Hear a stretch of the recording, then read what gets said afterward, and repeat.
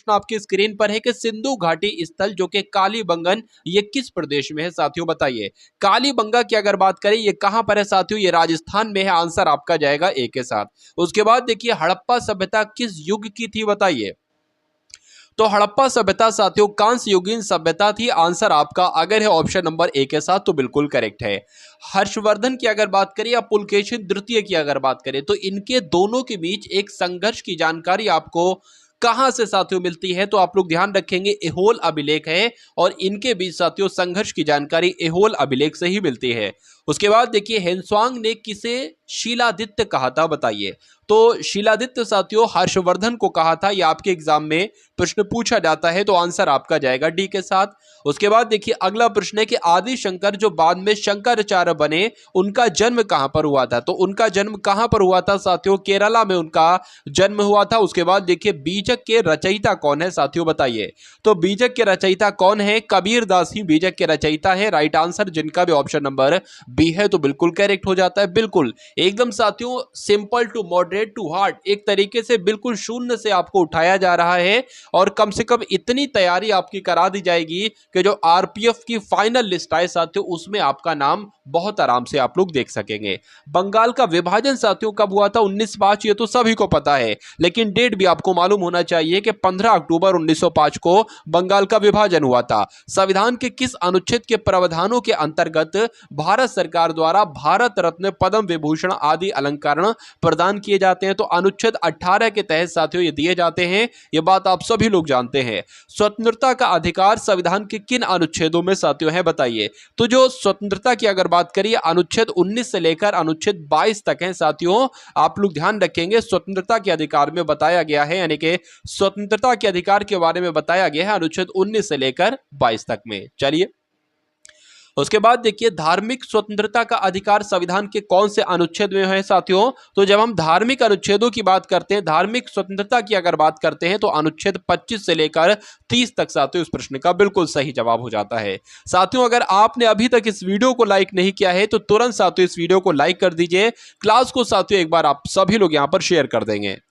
उसके बाद देखिए किसी राज्य में राज्यपाल की नियुक्ति संविधान के कौन से अनुच्छेद के तहत होती है साथियों। आप लोग ध्यान रखेंगे अनुच्छेद 155 के तहत होती है किसी राज्य में राज्यपाल की नियुक्ति। उसके बाद देखिए अगला प्रश्न है कि प्रथम राष्ट्रीय आपातकाल की घोषणा किसके समय में की गई थी, ये आपसे पूछा जा रहा है साथियों बताइए। तो आप लोग ध्यान रखेंगे डॉक्टर सर्वपल्ली राधाकृष्णन की अगर बात करें साथियों उस समय यही भारत के राष्ट्रपति थे जिस समय प्रथम राष्ट्रीय आपातकाल की घोषणा की गई थी। उसके बाद देखिए भारत में राष्ट्रपति कितनी बार वित्तीय आपात स्थिति की घोषणा कर चुके हैं साथियों। तो कितनी बार कर चुके हैं, मैं कहूंगा साथियों एक बार भी नहीं, यानी कि कभी नहीं। तो आंसर आपका जाएगा डी के साथ। उसके बाद देखिए कोझिकोड बंदरगाह ये कहां पर स्थित है, डायरेक्ट आपके एग्जाम में पूछा जाता है। तो ये कहां पर स्थित है, यह साथियों केरल में स्थित है। उसके बाद देखिए अगला प्रश्न है कि ज्वार भाटा की उत्पत्ति के संबंध में प्रगामी तरंग सिद्धांत का प्रतिपादन किसने किया, यह आपके एग्जाम में पूछा जाएगा।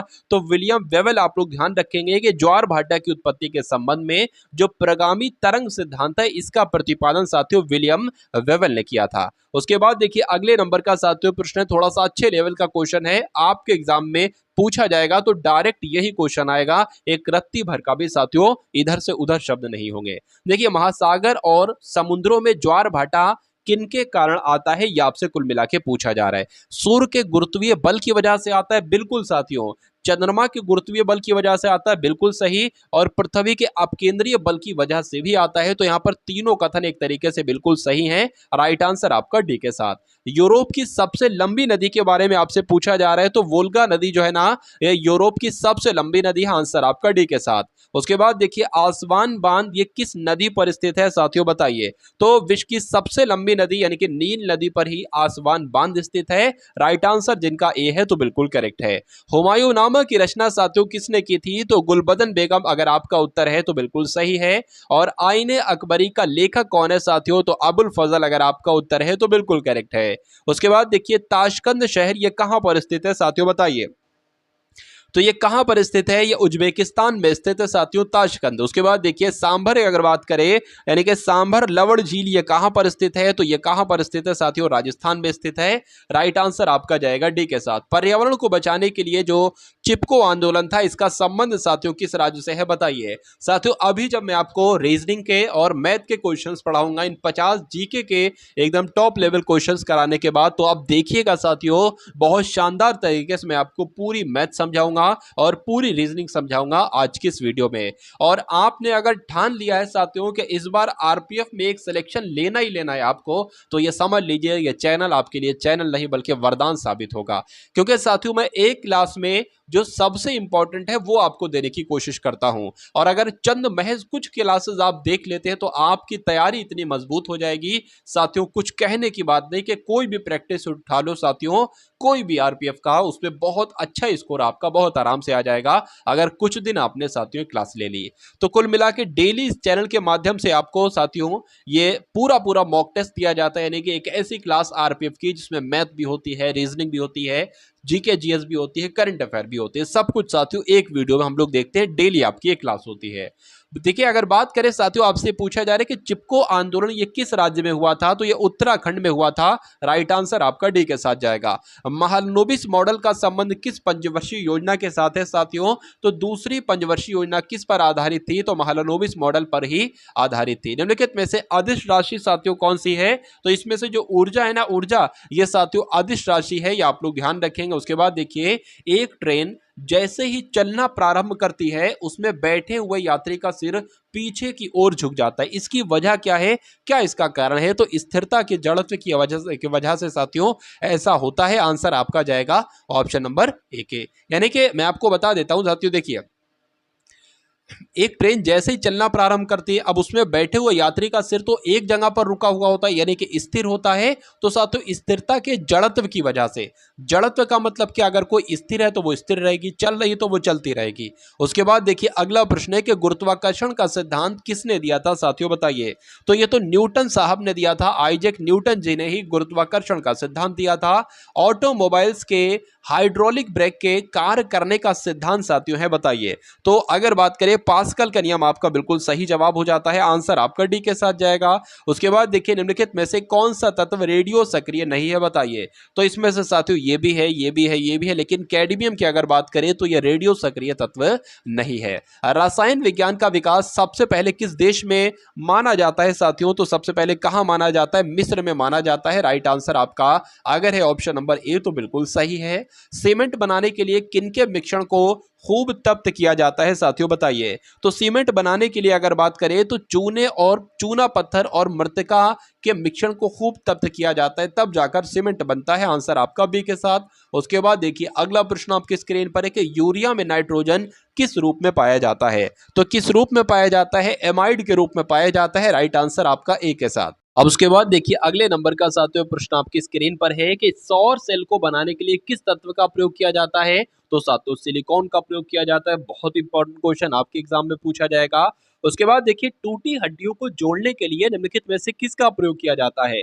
तो जब साथियों किसका प्रयोग किया जाता है पूछिए, तो प्लास्टर ऑफ पेरिस का प्रयोग किया जाता है टूटी हड्डियों को जोड़ने के लिए। अगला प्रश्न देखिए पेट्रोल की आग बुझाने का उत्तम साधन साथियों क्या है?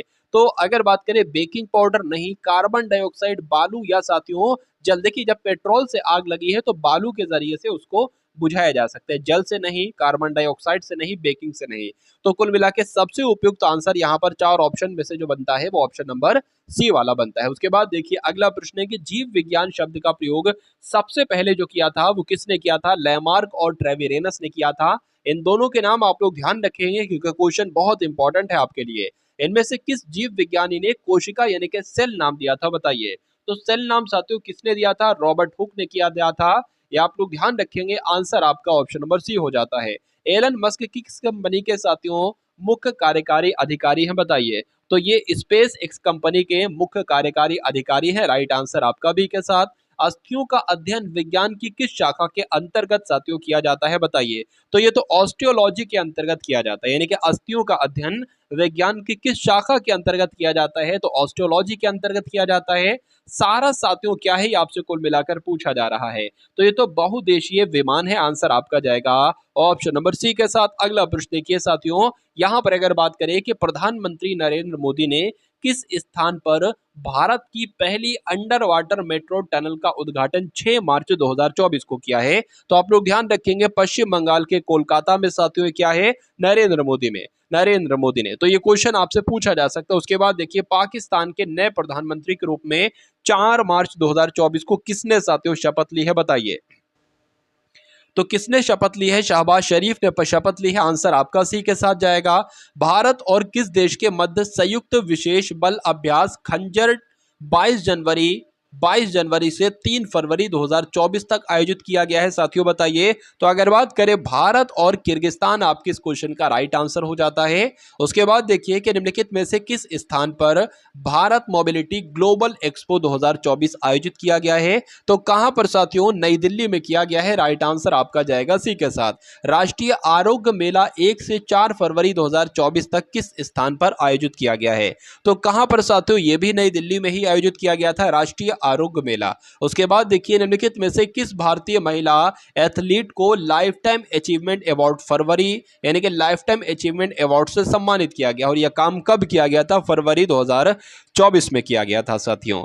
तो यहां पर अगर बात करें पीटी उषा को सम्मानित किया गया है, यानी कि लाइफ टाइम अचीवमेंट अवार्ड से किसको सम्मानित किया गया है साथियों, तो पीटी उषा को सम्मानित किया गया है। रक्षा मंत्री राजनाथ सिंह ने उत्तर प्रदेश में किस स्थान पर बालिकाओं के लिए पूर्ण सैनिक स्कूल का उद्घाटन किया था साथियों, तो यहां पर अगर बात करें कहां पर किया था, तो मथुरा में किया था 1 जनवरी 2024 को। उसके बाद देखिए रश्मि शुक्ला किस राज्य की पहली महिला पुलिस महानिदेशक बनी है, यानी कि डीजीपी बनी है, तो ये कहां की बनी है साथियों, ये तो महाराष्ट्र की बनी है। रश्मि शुक्ला महाराष्ट्र की पहली महिला पुलिस महानिदेशक नियुक्त की गई हैं। बिम्स्टेक के नए महासचिव के रूप में साथियों किसने पदभार ग्रहण किया है, तो इंद्रमणि पांडे इनका नाम है, और ये बिम्स्टेक के नए महासचिव बनाए गए हैं 4 जनवरी 2024 को। आंसर आपका जाएगा ऑप्शन नंबर सी के साथ। भाई बहुत बढ़िया, वेरी गुड क्लास। तो यहां पर अब आपके सामने रीजनिंग के प्रश्न शुरू हो चुके हैं। देखिए और बताइए साथियों कि यहां पर इसका राइट आंसर आपका क्या हो सकता है। पहला क्वेश्चन आपकी तरफ रीजनिंग के लिए, चलिए तो निम्नलिखित में से श्रृंखला में कितने 7 हैं जिनके ठीक पहले तो 6 है परंतु बाद में 8 नहीं हो, यानी कि श्रृंखला में ऐसे कितने 7 हैं जिनके पहले ठीक यानी कि 6 हो 7 हो लेकिन 8 नहीं हो साथियों। तो कुल मिला के 6 7 देख लेते हैं। 6 ये हो गया, 7 नहीं तो कोई बात नहीं। 6 ये है, 7 ये, लेकिन यहाँ पर 8 है, यही तो मना किया गया था। 6 है 7 है लेकिन 8 नहीं है, तो कुल मिला के ये एक बार, यानी कि ऐसे कितने 7 हैं, तो मैं कहूंगा ऐसा एक 7 है जिनके ठीक पहले तो 6 है परंतु बाद में 8 नहीं है। तो एक आपका साथियों बिल्कुल सही जवाब हो जाता। भाई बहुत बढ़िया, वेरी गुड क्लास। चलिए अब उसके बाद देखिए अगले नंबर का साथियों प्रश्न आपकी स्क्रीन पर है। देखिए और बताइए साथियों सही जवाब क्या होगा कि दी गई अक्षर श्रृंखला में खाली स्थानों पर, यहां पर देखिए कुल मिला के खाली जगह आपको दिख रही होगी साथियों। ये खाली जगह है, फिर ए है, फिर खाली जगह है, फिर ए है, फिर बी ए है, फिर ये 2 बार खाली जगह है, ये 2 बार खाली जगह, फिर बी ए खाली जगह, ए बी खाली जगह है। इसको करने का सबसे अच्छा तरीका मैं आपको बतला देता हूं। सबसे पहले काउंट कर लीजिए 1 2 3 4 5 6 7 8 9 10 11 12 13 14 15 16, यानी कि 16 है साथियों। 4 का पेयर मुझे ऐसा लगता है कि बनेगा, तो 1 2 3 4 4 का पेयर बना लिया, 1 2 3 4 4 का बना लिया, 1 2 3 4 4 का बना लिया, और 1 2 3 4 4 का बना लिया।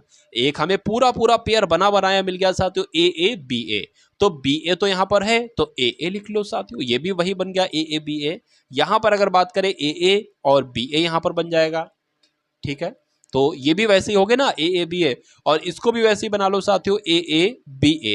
यानी कि अब आप ये देख लो कि आपने अपने कलम से कौन कौन से लेटर लिखे हैं। आपने ए लिखा है, फिर आपने बी लिखा है, फिर आपने ए लिखा है, फिर ए लिखा है, फिर ए लिखा है, और फिर ए लिखा है। तो ऐसा कहां पर आपको साथियों दिख रहा है? ऐसा तो सिर्फ और सिर्फ ऑप्शन नंबर ए में आपको नजर आ रहा होगा। तो यही आपका बिल्कुल सही और सटीक जवाब हो जाता। भाई बहुत बढ़िया, वेरी गुड क्लास। चलिए अब उसके बाद देखिए कौन सी संख्या तीनों ज्यामितीय आकृतियों में साझी है बताइए। यानी कि एक ऐसी संख्या है जो सर्किल में भी है, जो इसमें भी है साथियों आयत में और जो ट्रायंगल में भी है। तो मुझे तो सिर्फ और सिर्फ 6 ऐसा नंबर लग रहा है कि जो तीनों में है साथियों, तो 6 आपका राइट आंसर हो जाएगा।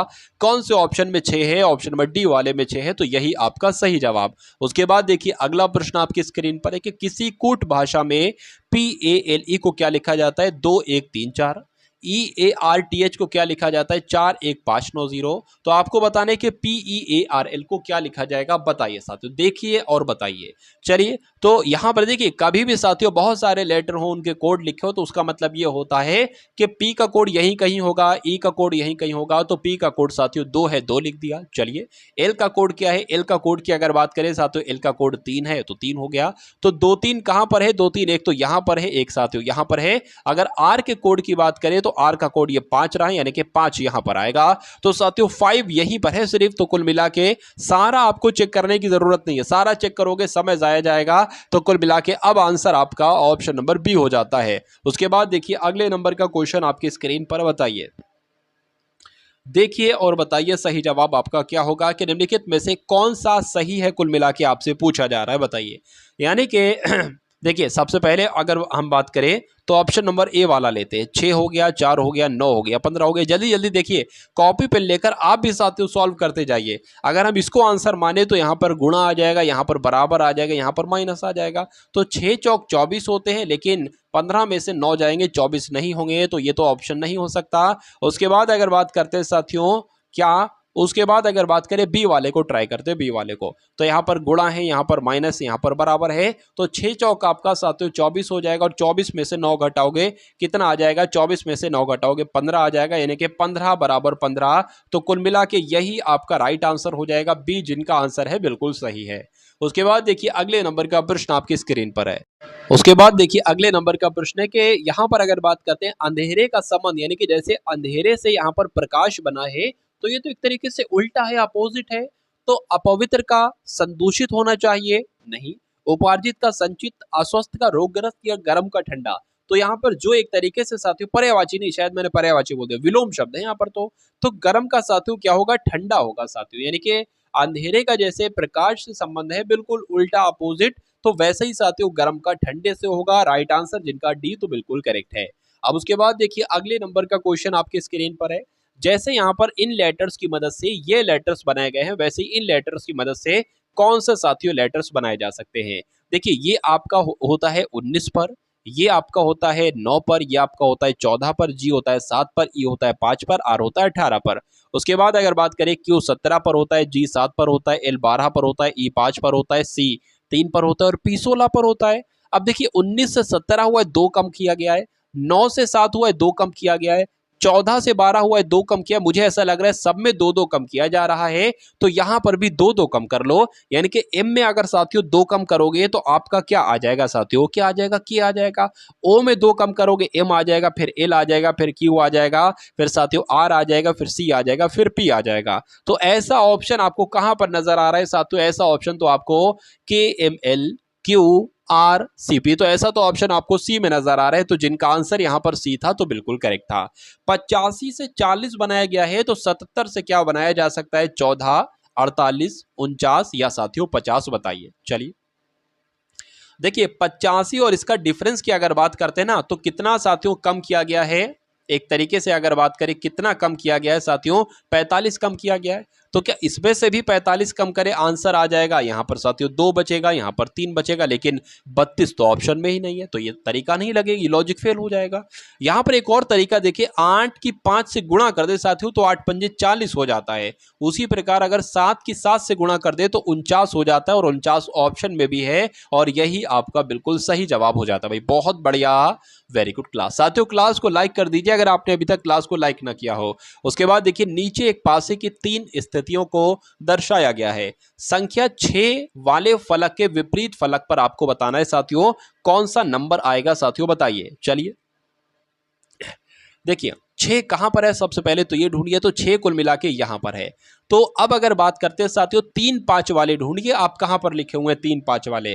जैसे कि आपको इसका विपरीत ढूंढना है ना, तो 3 है 5 है, तो 3 5 क्या यहाँ पर है? कहीं नहीं, यहाँ पर है बिल्कुल 3 5 ये है। तो अब मैं दूसरा स्टेप बता रहा हूं, यानी कि 3 5 ये 3 5 ये 6 का विपरीत क्या हो जाएगा? 4 हो जाएगा कुल मिला के। बहुत आसान तरीके से। तो कुल मिला के आंसर आपका ऑप्शन नंबर बी हो जाता है। ऐसा ही आपको भी करना है। उसके बाद देखिए अगला प्रश्न आपकी स्क्रीन पर है, चुटकियों में सेकंडों में रीजनिंग के क्वेश्चंस को उड़ाने वाली कला साथियों आपके अंदर अगर आ गई तो ये समझ लीजिए एग्जाम आपका बहुत आराम से फतेह हो जाएगा। किसी कोड में 3 2 9 को क्या लिखा जा सकता है? गॉड इज लव लिखा जा सकता है। 9 2 7 को साथियों लव इज ब्यूटीफुल लिखा जाता है। तो गॉड के लिए साथियों क्या कोड होगा बताइए? गॉड कहां पर है? लव इज ब्यूटीफुल नहीं, गॉड यहां पर है साथियों, गॉड इज लव। यानी कि आंसर या तो 3 होगा या 2 होगा या 9 होगा, क्योंकि गॉड का कोड आपसे पूछा जा रहा है। तो अब एक काम कीजिए, इज और लव का कोड आप लोग पता कर लीजिए। अच्छा, इज लव यहां पर भी है, यानी कि इज लव का कोड यहां पर भी होगा और इज लव का कोड यहां पर भी होगा। तो क्या क्या नंबर सेम हो रहे हैं साथियों? 9 और 2, यानी कि 9 और 2 तो ये तो इज के और लव के कोड बन जाएंगे। तो गॉड का कोड क्या बचेगा? यहां पर 3 बचा है, 3 ही तो साथियों गॉड का कोड बचेगा। तो कुल मिला के आंसर आपका 3 के साथ जाएगा और जिनका आंसर यहां पर 3 है तो बिल्कुल करेक्ट है। उसके बाद देखिए अगला प्रश्न आपकी स्क्रीन पर है कि एक गांव की जनसंख्या 25,000 है। चलिए, उसमें स्त्रियां हैं बिल्कुल और पुरुष होंगे। उनमें से 5% पुरुष और 40% स्त्रियां अशिक्षित हैं। तदनुसार कुल शिक्षित लोगों का प्रतिशत क्या? मैं आपको बता रहा हूं ये क्वेश्चन बहुत आसान है साथियों, निहायत ही आसान है। देखिए, बस करने का तरीका आपको मालूम होना चाहिए और जैसे जैसे प्रश्न कह रहा है ना वो तरीका आपको साथियों मालूम होना चाहिए। क्वेश्चन आपके लिए बहुत आसान हो जाएगा। एक गांव की जनसंख्या कितनी है? 25,000 है साथियों। एक गांव की जनसंख्या 25,000 है, ठीक है, कोई दिक्कत नहीं है। उसमें स्त्रियां हैं और पुरुष हैं। चलिए, क्या क्या है साथियों? 2 लोग हैं उसमें स्त्री, लेकिन यहां पर एक चीज मिसिंग हो गई है साथियों। उसमें 1/5 स्त्रियां हैं, ये लिखा होना चाहिए था। उसमें 1/5 स्त्रियां हैं, ठीक है ना, और शेष पुरुष हैं, ये होना चाहिए था। अब देखिए, अगर 25,000 पुरुष, 25,000 जनसंख्या है और उसमें स्त्रियां कितनी है? 1,005 है। तो मैं कहूंगा स्त्रियों की संख्या कितनी बनेगी? 5,000 स्त्रियों की संख्या बनेगी। यानी कि साथियों यहां पर अगर बात करते हैं स्त्रियां कितनी हो जाएंगी साथियों? 5,000 स्त्रियां हो जाएंगी। तो अगर बात करते हैं पुरुष कितने हो जाएंगे ना, पुरुष कितने हो जाएंगे? पुरुष साथियों 20,000 हो जाएंगे। अरे भाई, बच्चा बच्चा बता देगा कि जब 25,000 टोटल लोग हैं, 5,000 स्त्रियां हमने निकालनी है, तो शेष पुरुष होंगे, यानी कि 20,000 पुरुष होंगे। उसके बाद कहा गया कि उनमें से 5% पुरुष, ठीक है भैया, 5% पुरुष क्या है? अशिक्षित हैं। तो 5% पुरुष, पुरुष कितने हैं साथियों? 20,000 हैं। इसमें से 5% पुरुष जो है ना वो अशिक्षित हैं। यानी कि साथियों मैं कहूंगा कितने अशिक्षित हैं? तो मैं कहूंगा साथियों 5 दूना 10, यानी कि 1,000 पुरुष की अगर बात करें तो ये क्या है? ये साथियों अशिक्षित हैं। चलिए, कोई दिक्कत नहीं है। 1,000 पुरुष की अगर बात करें ये अशिक्षित हैं। अब कहा जा रहा है साथियों स्त्रियां कितनी है? 5,000 हैं और 40% स्त्रियां अशिक्षित हैं। तो 40% देखते हैं भाई कितनी अशिक्षित हैं। इससे ये कट जाएगा, इस जीरो से ये कट जाएगा, 4 पंजे आपका 20 हो जाएगा, यानी कि 2,000 स्त्रियां अशिक्षित हैं, ठीक है ना। 2,000 स्त्रियां क्या हो जाएंगी? ठीक है ना, फीमेल जो हो जाएंगी वो अशिक्षित हो जाएंगी। अब क्या कहा गया? कुल शिक्षित लोगों का प्रतिशत क्या होगा? देखिए, यहां पर अगर बात करें 5,000 स्त्रियां थी जिसमें से 2,000 स्त्रियां अशिक्षित थीं, तो शिक्षित कितनी होंगी? 3,000 स्त्रियां शिक्षित होंगी। चलिए, कोई दिक्कत नहीं। उसके बाद पुरुष थे 20,000 जिसमें से 1,000 पुरुष क्या हो गए? 1,000 पुरुष साथियों अशिक्षित हो गए। तो शिक्षित कितने निकले? 19,000। चलिए, कोई दिक्कत नहीं। तो कुल मिला के 19,000 और 3,000 साथियों कितने बन जाएंगे आपके? ये बन जाएंगे 19 20 21 22, यानी कि 22,000 लोग। चलिए, 22,000 लोग क्या बन जाएंगे साथियों? आपको अगर बात करें शिक्षित बन जाएंगे। तो अगर ये आपसे पूछा जाता कि कुल कितने शिक्षित लोग हैं तो आप बताते 22,000, लेकिन यहां पर 22,000 का प्रतिशत आपसे कुल मिला के पूछा जा रहा है। तो कुछ नहीं साथियों, 22,000 को प्रतिशत में बदल लो, कोई दिक्कत नहीं है। 22,000 को प्रतिशत में बदलने के लिए 100 से गुणा करेंगे और जितने संख्या थी ना वो उससे भाग देंगे साथियों। तो 25,000 से भाग दे देंगे। चलिए, इन 3 जीरो से ये 3 जीरो कट जाएंगे। 25 से कम 25, 25 चौक 100 और 22 चौक कितने होते हैं साथियों? 88 होते हैं। तो मैं कह सकता हूं कि कुल शिक्षित लोगों का प्रतिशत साथियों 88% आएगा। राइट आंसर आपका बी के साथ जाएगा। बहुत बढ़िया, वेरी गुड क्लास। उसके बाद देखिए नेक्स्ट नंबर का क्वेश्चन है कि 5 मीटर लंबी, 3 मीटर ऊंची और 20 सेंटीमीटर मोटाई वाली एक दीवार है। इस दीवार को बनाने में 25 गुणा 12.5 गुणा 7.5 सेंटीमीटर आकार की कितनी ईंटों की आवश्यकता होगी। साथियों कुछ नहीं करना है, सिर्फ एक भाग का खेल है। यहाँ पर पूरे सवाल में ना सिर्फ एक भाग का खेल है साथियों। देखिए आवश्यक ईंटों की संख्या आपसे पूछी गई ना, तो आवश्यक ईंटों की हम संख्या बता देंगे, कोई दिक्कत नहीं है। 5 मीटर तो साथियों क्या हो जाएगी, ये आपकी 5 मीटर हो जाएगी। उसके बाद लिखा है 3 मीटर, तो ये आपकी 3 मीटर हो जाएगी। यहाँ पर 20 सेंटीमीटर लिखा है, और जब अब देखिए मीटर यहाँ पर है, मीटर में यहाँ पर लिया तो इसको भी मीटर में लेंगे। किसी भी अगर कोई सेंटीमीटर लिखा होगा उसको मीटर में बदलेंगे तो उसकी 100 से गुणा कराएंगे, यानी कि 20 भाग 100 यहाँ पर कुल मिला के आ जाएगा। ठीक है ना। अब अगर बात करें साथियों, अब इसको किससे भाग देंगे, अब इसको इससे भाग देंगे क्या कि एक दीवार को बनाने में 25, 12.5, 7.5 सेंटीमीटर आकार की कितनी ईंटों की आवश्यकता होगी, इन नंबर से इसको भाग दे देंगे। चलिए कोई दिक्कत नहीं है। अब यहां पर अगर बात करें ये भी सेंटीमीटर में है सब, तो इसको भी मीटर में ही बदलेंगे। ठीक है ना। तो 25 भाग क्या आ जाएगा साथियों, 100 आ जाएगा। 25 भाग 100 मीटर। उसके बाद अगर बात करें यहां पर 12.5 भाग 100 आ जाएगा बिल्कुल। उसके बाद साथियों 7.5 भाग 100 यहां पर कुल मिला के आ जाएगा। अब इसको कैलकुलेट करना थोड़ा सा कठिन आपको लग रहा होगा। 20 से कम 20 पंजे हो जाएगा साथियों, क्या 20 पंजे हो जाएगा 5। चलिए 20 पंजे हो जाएगा 100। चलिए कोई दिक्कत नहीं है। इस 5 से ये 5 भी कैंसिल हो जाएगा। अब यहां पर पता क्या बचा है साथियों, सिर्फ और सिर्फ 3/1 यहां पर अब बचा है। इसकी अगर बात करें 25 से कम 25, 25 चौक 100 हो जाएंगे। इसकी ये पॉइंट मैंने हटाया, ये 0 बढ़ाया, ये पॉइंट मैंने हटाया, ये मैंने 0 बढ़ाया। अब अगर बात करें कैसे कट करोगे, देखिए साथियों 25 पंजे क्या 25 पंजे। अब एक काम करें ना, इसको थोड़ा सा शॉर्ट में लिख ले क्योंकि वरना गड़बड़ा जाएंगे फिर हम भी।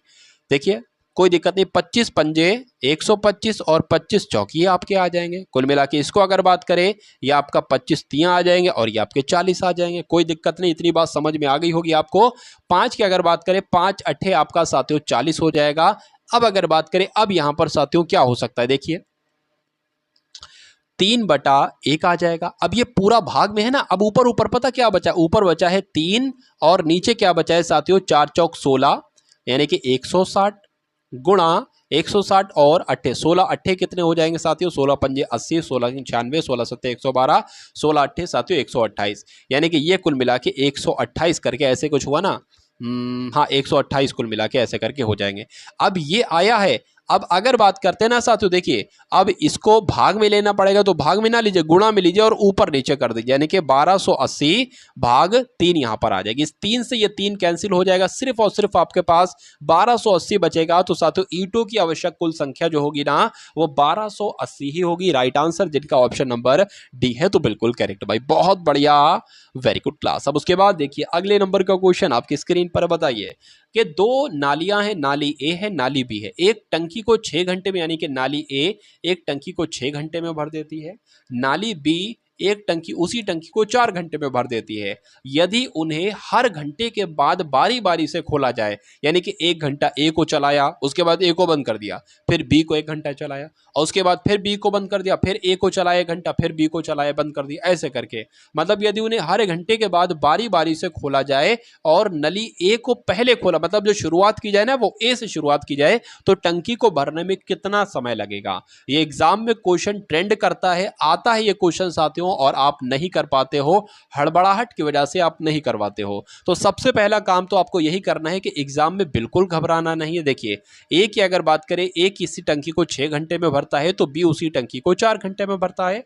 दूसरा काम आपको करना है कि एक ऐसा नंबर आपको लेना है जो 6 के पहाड़े में भी आए और 4 के पहाड़े में भी आए। तो साथियों मेरे हिसाब से 24 होगा। वो 24 कितनी बार में आता है, 6 चौक 24 और 4 पंजे 20, 4 छंग आपका 24। चलिए अब हम पता है ये नंबर और ये 2 नंबर क्या हुए, मैं आपको बता देता हूं। ये टोटल काम है, अगर हम बात करें ये टोटल काम है, और ये क्या है, ये ए का 1 दिन का काम है, ए का 1 दिन का काम है, या कह सकते हैं ए का 1 दिन का नहीं, ए का 1 घंटे का काम है, क्योंकि यहां पर घंटे कहा गया है। तो ए 1 घंटे में 4 काम करता है, बी 1 घंटे में 6 काम करता है। ठीक है ना। चलिए तो उसके बाद कहा गया है कि बारी बारी से खोला जाता है, यानी कि पहले ए को खोला जाता है, ये 4 घंटे भर देता है। अब हमें 24 भरना है और पहले ए ने 4 भर दिया है, अब 20 बचा है। फिर बी खुल जाता है, ये 6 भरता है, फिर ए खुलता है साथियों 4 भरता है, फिर बी खुलता है ये 6 भरता है, फिर ए खुलता है, फिर ये 4 भरता है। तो देखिए कितना पानी भर चुका है, पानी भरना है 24, 6 और 4 10 हो जाएगा, ये 10 हो जाएगा, 24 बिल्कुल साथियों 24 हो चुका है। तो कुल मिला के कितने समय में यानी कि कितने घंटे में भरा है भाई, इसने 1 घंटा लिया, ये 1 घंटा खुला रहा, ये 1 घंटा खुला रहा, ये 1 घंटा खुला रहा, ये 1 घंटा खुला रहा, तो कुल मिला के 5 घंटे में पूरा पूरा पानी भर दिया गया है। तो 5 घंटे ही तो पूछा था, तो टंकी भरने में कितना समय लगेगा, तो 5 घंटे का समय लगेगा, जिनका आंसर यहाँ पर ऑप्शन नंबर ए था। तो बिल्कुल करेक्ट था भाई, बहुत बढ़िया, वेरी गुड क्लास। एक चोर दोपहर 1:30 बजे यानी कि 1:30 पर एक कार चुराता है और उसे 40 किलोमीटर प्रति घंटा की गति से चलाकर ले जाता है। चोरी का पता जो है ना वो आधे घंटे बाद लगता है, यानी कि 1:30 बजे तो उसने कार चुराई थी और चोरी का पता लगता है 2 बजे यानी कि आधे घंटे के बाद। और कार का मालिक जो होता है वो एक दूसरी कार को 50 किलोमीटर प्रति घंटा की गति पर चलाता है। तो कह रहे हैं कि वो कार का मालिक जो है ना वो चोर को कब पकड़ लेगा, कितने बजे पकड़ लेगा, ये आपसे पूछा जा रहा है। 5 बजे, 4 बजे, 4:30 बजे या 6 बजे। देखिए यहाँ पर मैं आपको समझाता हूं। मान लीजिए कार यहाँ पर खड़ी है और ये 1:30 पर साथियों यहाँ से चोर जो है ना वो कार को भगाता है। कितने की स्पीड में भगाता है साथियों, ये 40 किलोमीटर प्रति घंटा की स्पीड में भगाता है। और मान लेते 2 बजे तक ये यहाँ तक पहुंच जाता है। कितना, यहाँ तक पहुंच जाता है यहाँ से। अब 2 बजे क्या होता है, 2 बजे जैसे ये यहाँ तक पहुंचता है चोर, 2 बजे कार के मालिक को पता चल जाता है, तो वो अपनी कार को, दूसरी कार को 50 किलोमीटर प्रति घंटा की स्पीड से दौड़ाते हैं। ठीक है ना, 50 किलोमीटर प्रति घंटा की स्पीड से दौड़ाते हैं। तो कहने के कब पकड़ लेगा, मान लीजिए साथियों कि देखिए ये चल रहा है 40 किलोमीटर प्रति घंटा, ये चल रहे हैं 50 किलोमीटर प्रति घंटा, यानी कि ये इससे 10 किलोमीटर प्रति घंटा तेज चल रहे हैं। तो ऐसा करें, चोर को अगर यहीं पर रोक दें और हम ये कहें, अच्छा पहली बात तो यहां पर मैं आपको बताना भूल गया कि ये यहां तक जब आधे 40 किलोमीटर प्रति घंटा यानी कि 1 घंटे में 40 किलोमीटर दौड़ रहा है चोर, तो ये आधे घंटे ही, तो आधे घंटे की तो इसने दूरी तय की, तो आधे घंटे में ये कितनी दूर चला जाएगा, 20 किलोमीटर दूर चला जाएगा, पहली बात। अब अगर बात करें साथियों, ये 40 किलोमीटर प्रति घंटा दौड़ रहा है, ये 50 किलोमीटर प्रति घंटा दौड़ रहा है, तो कह सकते हैं कि कार का मालिक 10 किलोमीटर प्रति घंटा तेज गति से दौड़ रहा है। तो अगर हम इस चोर की गाड़ी को यहीं पर ठहरा दें और कहें कि भैया ये 50 नहीं, ये 10 किलोमीटर प्रति घंटा दौड़ रहा है, ठीक है ना, यानी कि इनका डिफरेंस जो हो ना, इनका डिफरेंस जो होगा ना वो साथियों, हम 10 किलोमीटर प्रति घंटा अगर कहें कार का मालिक दौड़ रहा है, तो ये 20 किलोमीटर की दूरी कितने समय में तय कर पाएगा साथियों, 10 किलोमीटर 1 घंटे में, 10 किलोमीटर 1 घंटे में, यानी कि ये 2 घंटे में साथियों चोर तक कुल मिला के पहुंच जाएगा। तो साथियों 2 बजे मालूम पड़ा था इसको, 2 घंटे इसको पकड़ने में लगे, तो मेरे हिसाब से साथियों 4 बजे ये चोर को पकड़ लेगा। आंसर आपका जो जाएगा वो ऑप्शन नंबर बी के साथ जाएगा, और जिनका भी आंसर यहां पर साथियों ऑप्शन नंबर बी है तो बिल्कुल करेक्ट है। चलिए उसके बाद देखिए अगले नंबर का प्रश्न आपकी स्क्रीन पर है। यहां पर अगर बात करें कि 864 को ए, बी और सी में इस प्रकार बांटा गया है कि ए के हिस्से का 8 गुना, बी के हिस्से का 12 गुना, सी के हिस्से का 6 गुना, तो बी को कितना हिस्सा मिलेगा, आपसे पूछा जा रहा है। देखिए कभी भी आपके सामने अगर प्रश्न में ये लिखा हो कि ए के हिस्से का 8 गुना, अब 8 गुना की जगह 6 गुना लिखा हुआ, 4 गुना, 5 गुना लिखा हुआ, तो आप क्या करोगे, मैं आपको ये बताना चाह रहा हूं। ए के हिस्से का 8 गुना, तो साथियों ए के हिस्से का 8 गुना ये ऐसे मैंने लिख दिया। उसके बाद कहा जा रहा है बी के हिस्से का 12 गुना, तो बी के हिस्से का 12 गुना ऐसे आपको लिख देना है। सी के हिस्से का 6 गुना, तो सी के हिस्से का 6 गुना आपको ऐसे लिख देना है। ठीक है ना, अब इसका अनुपात निकाल लोगे, किसका, ए का, बी का, सी का। अनुपात कैसे निकलेगा, ए अनुपात बी अनुपात सी कैसे निकलेगा, देख लीजिए साथियों। ठीक है, अब इसको सबको 1 के बटे में कर देंगे, 8 को भी, ठीक है ना, उसके बाद 12 को भी कर देंगे और उसके अलावा 6 को भी यहां पर कर देंगे।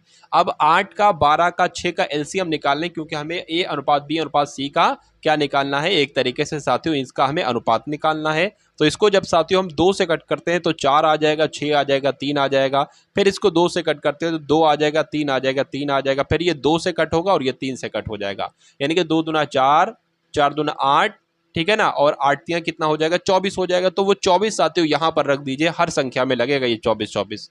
ठीक है ना, अब जो निकलेगा वो अनुपात ही निकलेगा, यानी कि 8 कम 8, 8 तियां 24, ये 3 ए का अनुपात हो गया, 12 दूना 24 ये बी का अनुपात हो गया, 6 चौक 24 ये साथियों किसका अनुपात हो गया, ये आपका सी का अनुपात हो गया। तो कुल मिला के 3, 2, 4 ये हमें ए अनुपात सी अनुपात ए अनुपात बी अनुपात सी मिल चुका है। अब कुछ भी पूछा जाए बहुत आराम से आप कर लेंगे। अब देखिए पूछा जा रहा है बी का हिस्सा कितना है, तो बी का हिस्सा तो साथियों ये है। अच्छा, कुल राशि कितनी है? 864। कुल राशि है 864। हमसे बी का हिस्सा पूछा जा रहा है, बी का हिस्सा है 2, और कुल मिला के कितने हिस्से हैं? 4 2 6 6 और ये 9, यानी कि 9 यहां पर आ जाएगा। अब इसको सॉल्व कर लोगे, ये आपका बी का हिस्सा आपको मिल जाएगा जो आपसे प्रश्न में पूछा गया था। तो साथियों 9 एकम 9 हो जाएगा, 9 नीम 81 हो जाएगा, 9 नीम 81 हो जाएगा, 5 बचेगा, 9 छंग आपका 54 हो जाएगा। और 96 दुना साथियों कितने होते हैं बताने की कोशिश करेंगे, आप सभी लोग बताइए। तो 6 दुना आपके कितने हो जाएंगे साथियों? 12 हो जाएंगे, ठीक है ना। 6 दुना आपके कितने हो जाएंगे साथियों? 6 दुना आपके 12 हो जाएंगे, और 9 दुना 18 हो जाएंगे, एक आपका 19 हो जाएंगे, यानी कि 192 आपके इस प्रश्न का बिल्कुल सही जवाब हो जाता है भाई। बहुत बढ़िया, वेरी गुड क्लास। उसके बाद देखिए अगला प्रश्न आपकी स्क्रीन पर है कि 20 संख्याओं का औसत जो है वो 35 है। तो साथियों 20 संख्याओं का औसत यहाँ पर क्या दे रखा है? 20 संख्याओं का औसत 35 है। तो अगर मैं आपसे कहूं 20 संख्याओं का योग कितना है, तो 35 दुना 70, यानी कि 20 संख्याओं का योगफल 700 है। उसके बाद कहा गया है कि बाद में पता ये चलता है कि औसत निकालते समय एक संख्या 85 को गलती से 45 पढ़ लिया गया, सही औसत क्या होगा? यानी कि इसमें जो है ना, इसमें देखिए 85 इसमें ऐड करना था, गलती से हम इसमें 45 ऐड कर गए, यानी कि कितना कम ऐड कर गए? तो 85 से जरा 45 घटाओ, कितना कम ऐड कर गए? 40 कम ऐड कर गए। तो अब इसको सही औसत बताने के लिए हमें 40 इसमें ऐड करना पड़ेगा, क्योंकि हम यहाँ पर 40 कम ऐड कर गए थे, तो ये 740 हो जाएगा, और संख्याएं तो उतनी ही रहेंगी। तो इसको अगर नया औसत निकालेंगे, 2 3 आपका 6 हो जाएगा, 2 7 14 हो जाएगा, यानी कि जो सही औसत जो निकलेगा वो साथियों 37 आपका सही औसत निकलेगा, और यही आपका बिल्कुल सही जवाब हो जाता है भाई। बहुत बढ़िया, वेरी गुड क्लास। देखिए इस टाइप का भी साथियों क्वेश्चन आपके एग्जाम में आता है, तो देखिए और बताइए सही जवाब आपका कैसे क्या होगा। 1/20 है, प्लस 1/30 है, प्लस 1/42 है, प्लस 1/56 है, 1/72 है, प्लस 1/90 है, प्लस 1/10 है, 1/32 है। कभी भी आपके सामने इस टाइप का क्वेश्चन आएगा तो साथियों ये पता कैसे खुलेगा, ये 1 देखिए 20 को हम 4 पंजे लिख सकते हैं, बिल्कुल लिख सकते हैं 4 पंजे, अभी बहुत आसान आपके लिए हो जाएगा मिनट सेकंडों में, ठीक है। 4 पंजे 20, और अब यहां पर पता क्या आएगा, ये इसका अगला नंबर है, जैसे कि ये नंबर आया 4 5, ऐसे यहां पर आएगा 5 6, यानी कि 5 6 30, वही बात आ गई ना। उसके बाद साथियों क्या आ जाएगा, ये 6 आया है तो 6 सत्ते 42, 6 सत्ते 42 आ गया। मतलब यही क्रम आगे तक चलता जाएगा, मैं आपको ये बताना चाहता हूँ। 7 8 56, मतलब ये चीज देखिए, 4 5 फिर 5 6 फिर 6 7 फिर 7 8। उम्मीद करता हूं जो मैं आपको समझा रहा था वो आपको समझ में आ चुका होगा। 7 8 56 हो जाएगा, और 8 नीम साथियों 72 हो जाएगा। उसके बाद साथियों अब आपको ये सब करने की जरूरत नहीं है, मैं आपको समझा रहा हूं ना, तो आपको साथियों करना है। 8 नी 72, और 9 धाम कितना हो जाएगा साथियों? 90 हो जाएगा। उसके अलावा यहां पर अगर लिखे साथियों तो 10 और 11 कितना हो जाएगा? 110 हो जाएगा। और प्लस करके साथियों 11 गुणा 12 कितना हो जाएगा? 11 गुणा 12 132 हो जाएगा, ठीक है ना। अब आपको क्या करना है? अब आपको कुछ नहीं करना है साथियों, अब आपको ले लेना है 1/4, तो आपने ले लिया 1/4, मतलब शुरू वाला ले लेना है, और अंत वाला ले लेना है 112, इसको माइनस करा देना है, बस आपका ये, इसको सॉल्व कर लो, आंसर आपका आ जाएगा, ठीक है ना। बस जैसे आपके एग्जाम में आएगा, बस आपको क्या पता कर लेना है कि भाई पहला वाला क्या बन रहा है, 1/4 बन रहा है, अंतिम वाला जैसे तैसे आप पता कर लो 1/12 बनेगा, ठीक है ना। तो कुल मिला के बस इसको कैलकुलेट करा लो, देखिए 12 एकम 12 हो जाएगा, 4 एकम 4 हो जाएगा, 12 चौक साथियों 48 हो जाएंगे, यानी कि ये आपका क्या आ जाएगा, ये आपका 8/48 आ जाएगा। और 8 एकम 8, 8 पंजे 40, 8 छंग होता है साथियों 48, यानी कि 1/6 साथियों इसका आंसर आ जाएगा। और 1/6 कौन से ऑप्शन में है, तो 1/6 साथियों ऑप्शन नंबर सी में है, तो यही आपका बिल्कुल सही जवाब हो जाता है भाई। बहुत बढ़िया, वेरी गुड क्लास। एक आदमी ने एक घोड़ा और एक वाहन 40,000 रुपए में खरीदा। उसने घोड़े को 10% के लाभ पर बेचा और वाहन को 5% की हानि पर बेचा, तो उसे कुल सौदे में 1% का लाभ हुआ। आपसे पूछा जा रहा है घोड़े को उसने कितने रुपए में खरीदा था। यहाँ पर ये नहीं बताया गया है कि घोड़े को कितने में खरीदा, वाहन को कितने में खरीदा। यहाँ पर यह बता दिया है कि घोड़े को और कुल मिला के वाहन को उसने 40,000 रुपए में खरीदा है। तो अगर बात करें, मैं आपको बता दूं कि उसने घोड़े को कितने रुपए में खरीदा और वाहन को कितने रुपए में खरीदा, और यही आपसे पूछा जा सकता है। देखिए सवाल की आपको लैंग्वेज को समझना है। अगर कभी भी ऐसा बात कही जाए कि दो चीजें खरीदी जा रही हैं और उनको किसी मूल्य में खरीदा जा रहा है, ये क्वेश्चन में ये दे रखा हो कि पहले वाली चीज को इतने प्रतिशत के लाभ पर बेचा जा रहा है, और उसके बाद लिखा हुआ दूसरी चीज को इतने प्रतिशत की हानि पर बेचा जा रहा है। तो सबसे पहले आप वही लिख लो, एक को इतने प्रतिशत के लाभ पर बेचा जा रहा है और दूसरे को हानि पर बेचा जा रहा है साथियों, तो वो माइनस में उसको लिख लेना है आपको। और उसके बाद आपको ये दिया होगा कि कुल सौदे में 1% का लाभ हुआ है, तो आपको साथियों 1% ऐसे करके लिख लेना है। अब इन दोनों का डिफरेंस और इन दोनों का डिफरेंस आपको लिख लेना है, यानी कि 10 और 1 का डिफरेंस कितना हो जाएगा, तो साथियों 9 हो जाएगा। चलिए 5 और 1 का डिफरेंस, चूंकि ये माइनस का है, क्या ये साथियों माइनस का है, डिफरेंस निकालने के लिए ऐसे ही तो करेंगे, माइनस माइनस हो जाएगा प्लस, लेकिन आंसर आएगा माइनस में, तो कुल मिला के यहां पर आ जाएगा 6, माइनस से कोई मतलब नहीं, यहां पर नहीं लिखेंगे। तो 3 दूना आपका 6 हो जाएगा, 3 तिया आपका 9 हो जाएगा। यानी कि मैं कह सकता हूं साथियों कि अब अगर दो अनुपात में घोड़े को खरीदा गया होगा तो 3 के अनुपात में साथियों वाहन को खरीदा गया होगा। अब टोटल राशि कितनी है, 40,000 टोटल राशि है, और घोड़े को खरीदा गया है 2 के अनुपात में। टोटल यहां पर लिखेंगे 5, लिखेंगे 2 और 3 5 हो जाएगा। इसको कैलकुलेट कर लो, आपको घोड़े का मूल्य निकालना आ जाएगा, यानी कि पता चल जाएगा घोड़ा कितने का था। 5 एकम 5, 5 अट्ठे आपका 40 हो जाएगा, ये 8,000 आ गया, और 8,000 की 2 से गुणा करेंगे तो 16,000 साथियों यहां पर आ जाएगा। तो घोड़े का क्रय मूल्य क्या था, तो 16,000 था, आंसर आपका बी के साथ जाएगा। अगर आपको वाहन का क्रय मूल्य पता करना है तो इस 2 की जगह ये 3 आप लिख देंगे, क्योंकि ये 3 जो है ना ये वाहन का ही अनुपात है, तो 3 लिख देंगे, आपका उसका अनुपात निकल जाएगा वाहन का। चलिए अब उसके बाद देखिए नेक्स्ट नंबर का क्वेश्चन आपकी स्क्रीन पर बताइए। और इसके बारे में अगर मैं आपको बताऊं, जो मैंने आपको यहाँ पर मेथड बताया है, ये किताबी भाषा में अगर आप इसको देखोगे तो आपकी समझ में ही नहीं आएगा, बड़ा लंबा चौड़ा, बड़ा अजीबो गरीब सलूशन वहां पर दे रखा था। अब उसके बाद देखिए अगले नंबर का प्रश्न है कि ए किसी सामान को बी को बेचता है और 15% लाभ पर बेचता है। चलिए बी इसी सामान को सी को 5% की हानि पर बेचता है, परिणामी लाभ क्या होगा, यानी कि आपको बताना है कि लाभ होगा या हानि होगी, अगर लाभ होगा तो कितना लाभ होगा, अगर हानि होगी तो कितना लाभ होगा। आपको कुछ मतलब नहीं है, आपको यह बताया जा रहा है कि एक इंसान दूसरे इंसान को इतने प्रतिशत लाभ पर कुछ बेच रहा है, फिर दूसरा इंसान किसी तीसरे को इतने प्रतिशत हानि पर आपको बेच रहा है, तो आपको कुछ नहीं करना है साथियों। 15, ठीक है ना, 15 ये प्लस वाला आ जाए क्योंकि लाभ पर बेचा जा रहा है, ये माइनस पर बेचा जा रहा है 5%, और यहां पर साथियों प्लस, यहां पर एक तरीके से 15 गुणा -5, ठीक है ना, और 100 आ जाएगा। अरे भाई मैंने वही सूत्र लगाया है, x plus Y plus X into Y upon 100। ये किसका सूत्र है, ये पहला वाला प्रतिशत है, ये दूसरा वाला प्रतिशत है, वही यहाँ पहला वाला प्रतिशत, यहाँ दूसरा वाला प्रतिशत आ जाएगा।